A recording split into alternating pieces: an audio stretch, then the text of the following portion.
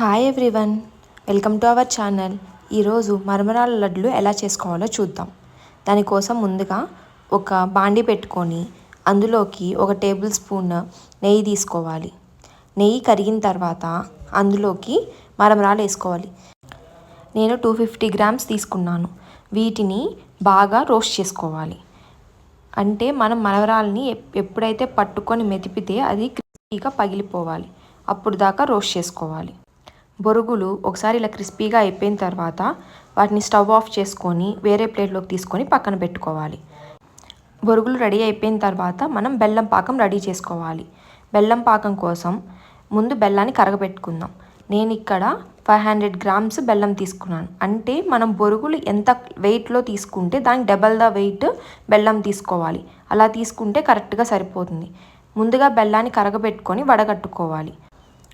ఈ స్టెప్ మాత్రం అస్సలు మిస్ చేయకూడదు. ఎందుకంటే బెల్లంలో మనకి నలకలు అలాంటివి ఉంటాయి. అవన్నీ ఇలా వడగట్టుకోవటం వల్ల సపరేట్ అయిపోతాయి. మనం ముందుగా బొరుగులు వేయించుకున్న కడాయిని మళ్ళీ పెట్టుకొని బెల్లాన్ని వడగట్టుకోవాలి. చూడండి, ఇక్కడ బెల్లంలో నలకలు ఉన్నాయి, ఇవన్నీ సపరేట్ అయిపోయినాయి. ఇప్పుడు స్టవ్ ఆన్ చేసుకొని పాకం అడుగంటకుండా తిప్పుకుంటూ పాకం రానివ్వాలి. పాకం పట్టేటప్పుడే ఫ్లేవర్ కోసం అందులోకి 1 స్పూను నెయ్యి, అలానే 1 స్పూన్ యాలకుల పొడి వేసుకొని కలుపుకొని పాకం పట్టుకోవాలి. గంటెతో కంటిన్యూస్గా తిప్పుతూ పాకాన్ని రానివ్వాలి. పాకం వచ్చిందో లేదో మధ్య మధ్యలో చెక్ చేసుకుంటూ ఉండాలి. పాకం చెక్ చేసుకోవటం కోసం ఇప్పుడు ఒక గిన్నె తీసుకొని అందులో కొంచెం వాటర్ పోసుకొని అందులోకి పాకం వేసి చూద్దాం. ఇలా వేసినప్పుడు మనం రౌండ్గా చేస్తే ఒక సాఫ్ట్ బాల్ వచ్చిందంటే పాకం మనకి రెడీ అయిపోయినట్టు. చూడండి, ఇట్లా సాఫ్ట్ బాల్ వచ్చిందంటే మన పాకం రెడీ అయిపోయింది.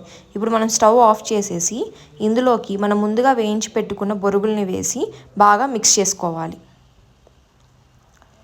మొత్తం బొరుగులంతా కలిసేలాగా పైనుంచి కింద కలుపుకుంటూ ఉండాలి. ఇలా రెడీ అయిపోయిన బొరుగుల్ని తీసుకొని కొంచెం ఒక 2 మినిట్స్ ఆగిన తర్వాత చేతికి తడి చేసుకొని ఉండలు చేయడం స్టార్ట్ చేసేయాలి. బాగా ఆరిపోయిందంటే ఉండకి రాదు, పొడి పొడిలాడితే అలానే ఉండిపోతుంది. వెంటనే స్టార్ట్ చేస్తే చేయి కాలిపోతుంది. కాబట్టి ఒక 2 to 3 మినిట్స్ వెయిట్ చేసి తర్వాత బొరుగులు చేయడం స్టార్ట్ చేద్దాం. చెయ్యి కొంచెం తడి చేసుకొని మీకు ఉండకు సరిపడా బొరుగుల్ని తీసుకొని ఇలా ఒత్తుకుంటూ ఉండలు చేసుకోవాలి. ఇలా చేసుకొని పక్కన పెట్టుకోవాలి. అంతేనండి, చాలా సింపుల్గా అయిపోతుంది. పిల్లలకి కూడా క్విక్గా ఈవినింగ్ స్నాక్గా ఇవ్వడానికైనా మధ్య మధ్యలో ఎప్పుడన్నా పిల్లలకి ఆకలేసినప్పుడు పెట్టడానికైనా చాలా ఈజీగా ఉంటుంది. మీరు కూడా ఒకసారి ట్రై చేసి ఎలా వచ్చిందో కమెంట్ సెక్షన్లో కమెంట్ చేయండి. అలానే please do like and subscribe our channel.